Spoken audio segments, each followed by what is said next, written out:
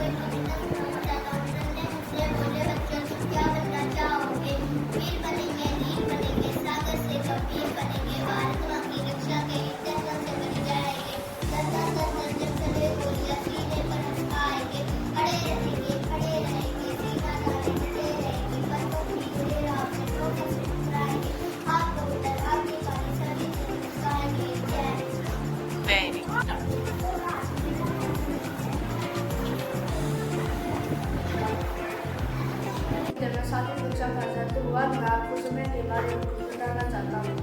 समय हमारे जीवन में बहुत ही अमूल्य है और समय को कभी भी व्यर्थ नहीं गंवाना चाहिए। समय विद्यार्थी जीवन में बहुत ही महत्वपूर्ण है। जो व्यक्ति समय को व्यर्थ गंवा देता है वह कभी भी सफल नहीं होता। जो व्यक्ति समय का सदुपयोग करता है वह हमेशा सफल होता है। समय किसी के लिए नहीं रुकता, वह हमेशा चलता रहता है। सुप्रभात, मेरा नाम शांत है। मैं 7वीं कक्षा का छात्र हूँ। मैं आज आपको समय के बारे में कुछ बताना चाहता हूँ। इस संसार में सबसे अमूल्य वस्तु है समय। सभी वस्तुओं को घटाया बढ़ाया जा सकता है लेकिन समय को नहीं। समय किसी के अधीन नहीं रहता, न ही वह रुकता है, न ही किसी की प्रतीक्षा करता है। विद्यार्थी जीवन में समय का अत्यधिक महत्व है। मैं निकिता कक्षा 7वीं से। आज मैं आपको समय के बारे में कुछ बताना चाहती हूँ। समय बहुत अमूल्य है क्योंकि समय को ना घटाया जा सकता है न बढ़ाया जा सकता है। मनुष्य जीवन में समय का बहुत महत्व है। विद्यार्थी जीवन में समय बहुत जरूरी है क्योंकि विद्यार्थी जीवन में समय एक अच्छा मात्र है।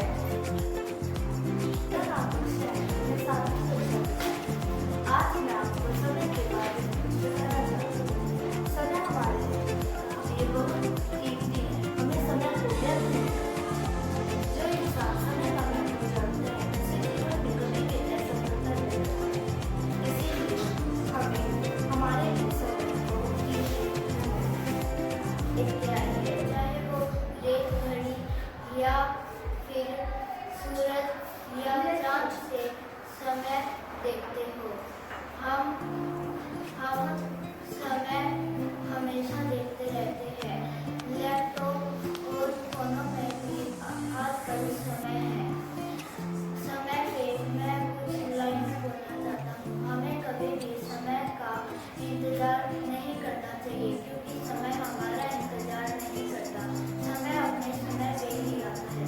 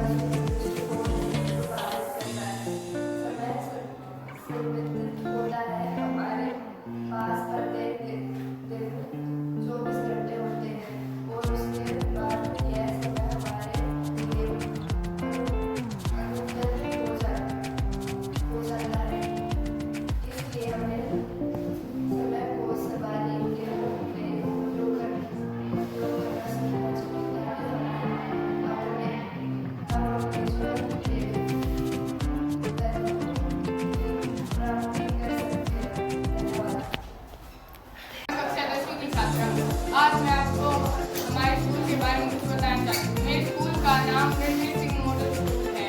यह रास्ता बॉर्डर दरियापुर में स्थित है। हमारे स्कूल में कुल 8 बसें हैं और कमरे हैं। हमारे स्कूल का प्रांगण बहुत ही स्वच्छ, साफ और सुथरा है। इसमें बहुत सारे पेड़, फूल, पत्तियाँ, बहुत सारी हरियाली है। हमारे स्कूल का माहौल बिल्कुल शांत है। हमारे स्कूल में अध्यापक भी बहुत अच्छे हैं और हमारे स्कूल के डायरेक्टर सर भी बहुत अच्छे हैं। धन्यवाद। मेरा नाम निकिता है, मैं 10वीं कक्षा की छात्रा हूँ। आज मैं आपको समय के सदुपयोग के बारे में बताऊँगी। हमें हमेशा समय का सदुपयोग करना चाहिए। हमें समय का दुरुपयोग करना नहीं चाहिए, क्योंकि जो व्यक्ति समय का सदुपयोग करता है वह अपने जीवन में हमेशा सफलता प्राप्त करता है। हमारे जो महान लोग हैं वह आज इसलिए इतने महान है क्योंकि वह समय का सदुपयोग करते थे। एक बार जो समय चला जाता है वह वापस नहीं आता है, तो इसलिए हमें समय का सदुपयोग करना चाहिए। हमें समय का दुरुपयोग नहीं करना चाहिए। वैसे भी कहते हैं कल करे सो आज कर, आज करे सो अब, पल में पल्ले होगी दोहरी करोगे कब। अर्थात हमें जो कल करना है हमें उसे आज ही कर लेना चाहिए, और हमें जो आज करना है उसे हमें अभी कर लेना चाहिए, क्योंकि पल में क्या हो गया किसी को कुछ नहीं पता। इसलिए हमें हमेशा अपना कार्य समय पर पूरा करना चाहिए। धन्यवाद। मैं निखिल कक्षा 10वीं से आज मैं आपके सामने ग्लोबल वार्मिंग के बारे में कुछ बताना चाहता हूँ। ग्लोबल वार्मिंग एक ऐसी समस्या, एक ऐसा शब्द जिससे लगभग सभी परिचित हैं, लेकिन हम में से अधिकांश लोग इसके बारे में नहीं जानते। आइए आज मैं आपको बताता हूँ ग्लोबल वार्मिंग क्या होता है। ग्लोबल वार्मिंग पृथ्वी के तापमान में वृद्धि होना ग्लोबल वार्मिंग कहलाता है। जैसे ग्लेशियर का पिघलना, जिससे पानी का स्तर बढ़ता जा रहा है और दिन पे दिन हमारा जो भूभाग है, पृथ्वी का भूभाग है, वो डूबता जा रहा है। अगर हमें किसी भी समस्या को दूर करना है तो उसकी पहले उसका मूल कारण जानना होगा। तो ग्लोबल वार्मिंग किन्हीं दो कारणों से हो सकती है। क्या तो वह प्राकृतिक हो सकती है या फिर मनुष्य के द्वारा की जा सकती है। पहले प्राकृतिक कैसे हो सकती है? प्राकृतिक ये प्राकृतिक हो सकती है, जैसे हिम ग्लेशियर का पिघलना और मीथेन गैस, कार्बन डाइऑक्साइड, ऐसी गैसों का निकलना। तो अगर हम कार्बन डाइऑक्साइड जैसी गैसों का इस्तेमाल कम करें और मीथेन गैस का भी इस्तेमाल कम करें, ग्रीन हाउस इत्यादि चीज़ों का उपयोग कम करें, तो हम ग्लोबल वार्मिंग से बच सकते हैं। धन्यवाद। मेरा नाम कृतिका, मैं कक्षा 9वीं की छात्रा हूँ। आज मैं आपको कोई स्पीच नहीं दूंगी, ना ही आज मैं आपको कोई पोएम सुनाऊंगी, बल्कि आज मैं आपको अपने सपने के बारे में बताऊंगी कि मैं अपने भविष्य में क्या बनना चाहती हूँ और मैं अपने आगे के करियर के बारे में क्या सोचती हूँ। कृपया करके मेरी इस छोटी सी कहानी को ध्यान से सुनें। दरअसल मैं अपने जीवन में कोई बड़ी चीज़ हासिल करना और जीवन में एक अच्छा और सफल इंसान बनना चाहती हूँ। साथ ही मैं अपने जीवन में एक उड़ान भरना चाहती हूँ। बचपन में आप सबने प्लेन के पीछे कभी ना कभी दौड़ तो जरूर लगाई होगी। लड़कियों का तो ये स्वभाव ही घूमना फिरना और दूसरों की मदद करना है, तो मैंने सोचा कि क्यों ना अपने स्वभाव को ही मैं अपना करियर बनाऊं। अब आप सोच रहे होंगे कि अपने स्वभाव को ही अपना करियर कैसे बना सकते हैं? बना सकते हैं, क्यों नहीं बना सकते? वो आपको पता है कि लाइफ में हर एक चीज़ पॉसिबल है, इम्पॉसिबल कुछ नहीं है। तो मैंने सोचा कि क्यों ना मैं अपने स्वभाव को ही अपना करियर बनाऊं।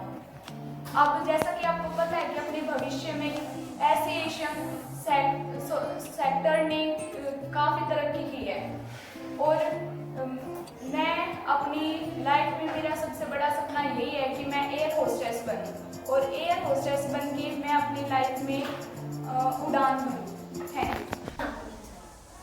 आज मैं आप सभी को मेरी पहली यात्रा के बारे में बताना चाहता हूँ। मैं पहली बार अपने मामा जी के साथ उत्तराखंड गया था। वहाँ पे हमने पहुँचकर घंटाघर नामक के स्थान पर गंगा नदी में स्नान किया। फिर वहाँ से स्नान करके कुछ ही देर बाद हम गाड़ी में बैठ के कैंटीफोर नामक के स्थान की तरफ निकल गए। वहाँ पे हमने पहाड़ों में 2 दिन तक रुके।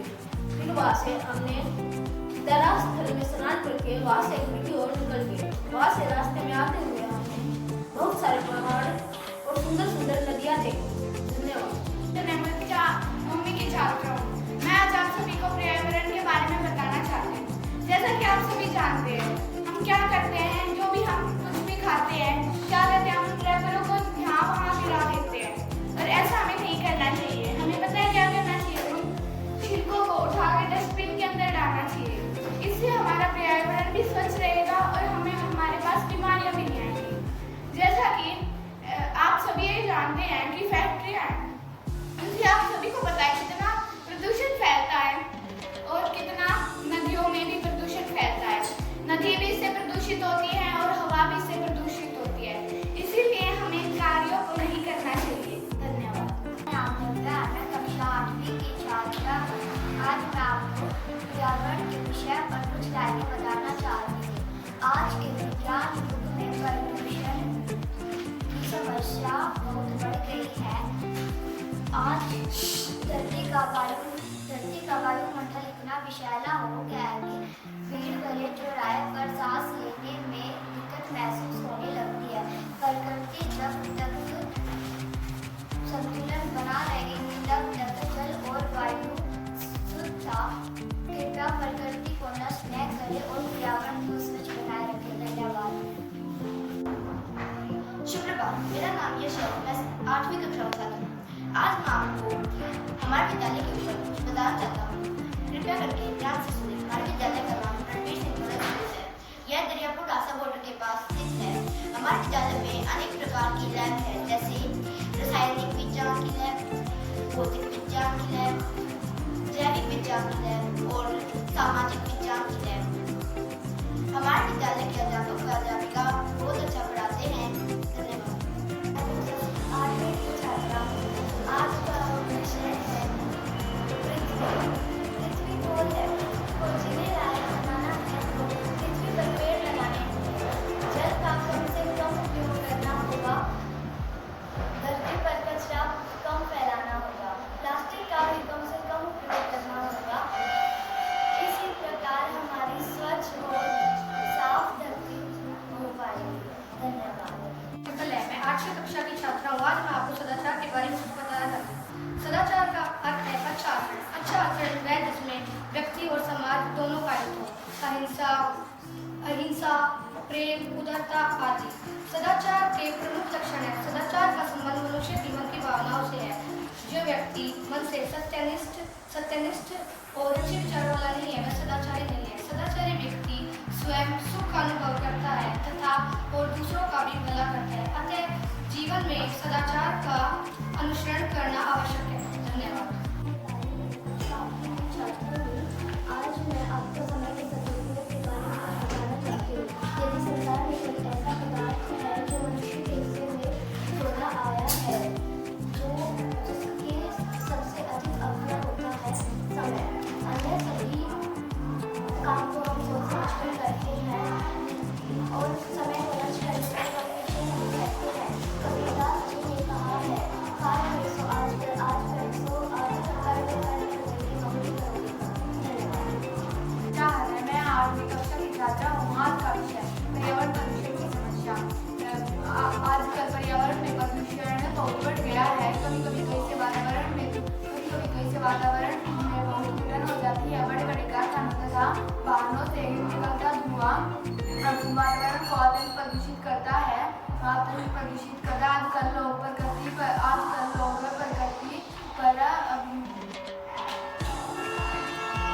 आजकल लोग प्रकृति का उपयोग उचित तरह से नहीं कर रहे हैं। इससे वन हमारी अमूल्य संपदा है।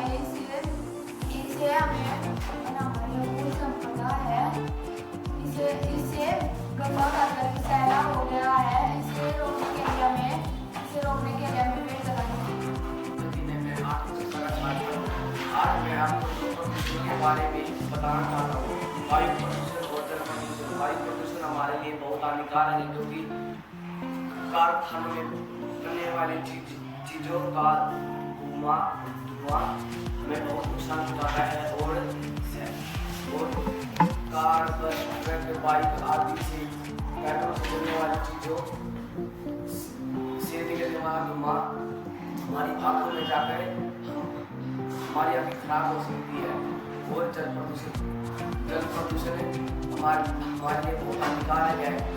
लोगों की छोटी सी गलती की वजह से लोगों की जान खतरे में जा सकती है। लोग पन्नी वगैरह नदी में डाल देते हैं और आसपास का पर्यावरण बहुत गंदा हो जाता है। धन्यवाद।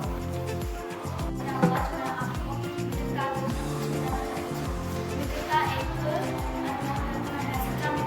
ईश्वर का वरदान है। हमारे ऐसे मित्र बहुत जाते हैं जो हमारे सुख में साथ देते हैं, सच्चे मित्र आगे जो हमारे दुख में साथ देते हैं। बहुत धन्यवाद। मैं कक्षा 11 की छात्रा हूँ। आज मैं आपको समाचार लेखन के 6 प्रकार बताना चाहती हूँ। नंबर 1, कब। यह समाचार लेखन का आधार होता है। इसके माध्यम से घटना या समस्या के समय का बोध होता है। नंबर 2, कहाँ। इसके माध्यम से किसी घटना या समस्या के स्थान का पता चलता है। नंबर 3, कैसे। इसके द्वारा समाचार का विश्लेषण, वितरण और व्याख्या की जाती है। नंबर 4, क्या। इसके द्वारा समाचार की रूपरेखा तैयार की जाती है। नंबर 6, क्यों।